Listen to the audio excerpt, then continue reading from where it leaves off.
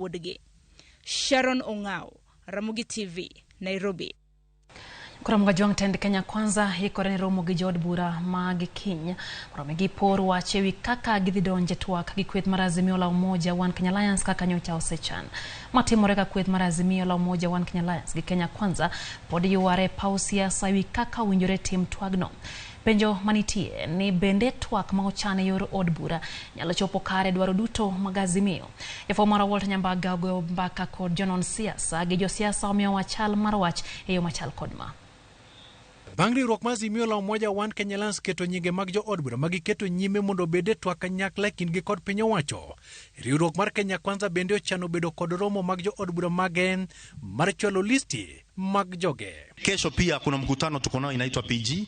Tumeitwa na rais wetu, kuna mambo mengi tutaongelea, lakini nitasema ya kwamba handshake hapo sisi hatuko. Matimore kinde ma Jotelo mawuok Masawa mar Kenya bende opogore paro kamoko dwaro ni mondo lalruok e kind jatend piny William Ruto kod ogai mar azimio la umoja One Kenya Alliance Raila Odinga otim romo kaka yoro yudo duoko ne midhiero mokwako jo Kenya.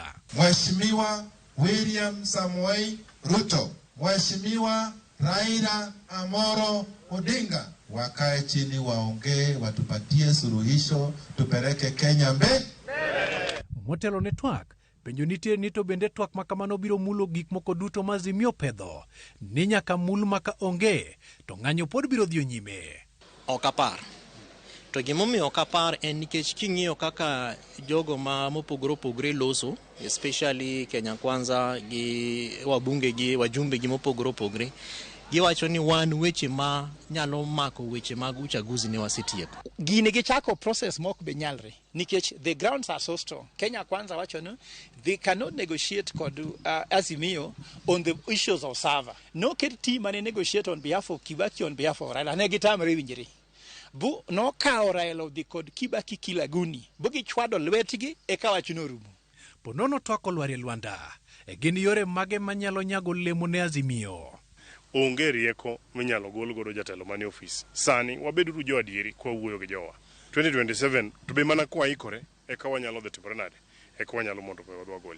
Omiyo gima nyalo konyo azimio la umoja en gima nyalo luongo ni highest political goodwill. Joma chalo kamago nyalo bedo international community. Businessmen ma samoro gi feel ni ka azimio luongo maandamano to pesa mar Kenya ma wanyalo loso onge. Jonon siasa wacho ni ponon azimio tiyo kod pek mar uchumi mopogore kod wach sundo mondo yaw mbui mar sava to biro chuno jatend piny William Ruto kod ogai mar azimio la umoja One Kenya Alliance Raila Odinga mondo losi mapiyo nekech gigo mulo ngima japiny.